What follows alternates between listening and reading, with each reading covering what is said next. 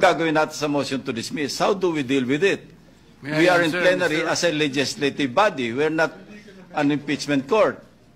So yun ang tanong ko po, Mr. President. Yun ang essence ng aking parliamentary inquiry. The predisposition of the chair is what I stated, but subject, of course, to the wisdom of plenary. Maybe here from Senator Marcoleta, with respect to his ideas, given that he is the proponent of the motion.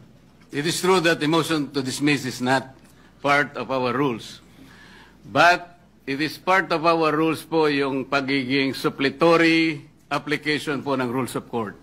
In the rules of court, yung korte po can motu proprio dismiss a case kung wala pong jurisdiction. And considering that the rules of court has become part of our rules, that's why I use the motion to dismiss.